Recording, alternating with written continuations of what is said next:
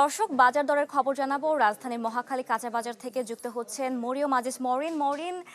মহাখালীর বাজার দরের কি পরিস্থিতি দেখছেন? সেখানে সবজির বাজার দর কি বেড়েছে না কমেছে আমাদের জানাবেন।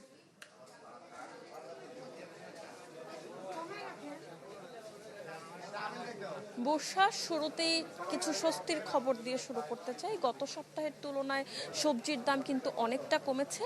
প্রত্যেক সবজির কেজি প্রতি 10 থেকে 15 টাকা কমেছে।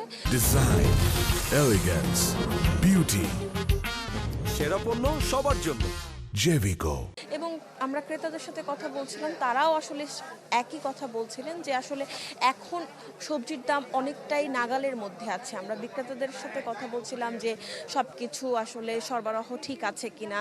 তারা বলছিলেন সব কিছুর সরবরাহই ঠিক আছে, তবে ফুলকপি, লাউ, বাঁধাকপি এই জাতীয় যেই শীতকালীন সবজিগুলো আছে সেগুলোর সরবরাহ কিছুটা কম এবং দামটাও কিছুটা বেশি, কারণ কুয়াশার কারণে ফুলকপি, পাতাকপি বা বাঁধাকপি সেগুলো নষ্ট হয়ে যাচ্ছে বলে সবজির দামটা একটু বেশি। আমরা আপনাকে যদি একটু দাম দর জানাতে চাই যে সব কিছুরই মানে শিম, বেগুন, করলা এসব 50 থেকে 60 টাকা কেজিতে পাওয়া যাচ্ছে, কিন্তু ফুলকপি প্রতি পিস বিক্রি হচ্ছে 50 থেকে 60 টাকায়, মাঝারি মানের লাউ বিক্রি হচ্ছে 80 থেকে 100 টাকায়। একই কারণে মূলার দামটাও কিছুটা বেশি, 50 থেকে 60 টাকা কেজিতে বিক্রি হচ্ছে।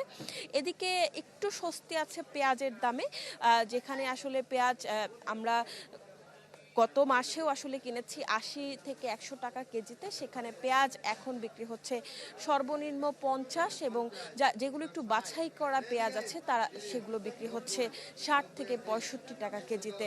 বিক্রেতারা বলছিলেন যে নতুন পেঁয়াজ ঢোকায় বাজারে, পেঁয়াজের দামটা অনেকটাই স্থিতিশীল রয়েছে, এবং আমরা ক্রেতা বিক্রেতার উভয়ের কাছ থেকেই মন্তব্য নিচ্ছিলাম যে আসলে বাজারটা গত সপ্তাহের তুলনায় কি কিছুটা স্বস্তি ফিরেছে বাজারে। তারা দুই পক্ষই আসলে বলছিলেন যে বাজার এখন কিছুটা নাগালের মধ্যেই রয়েছে। এখান থেকে এ ছিল সর্বশেষ।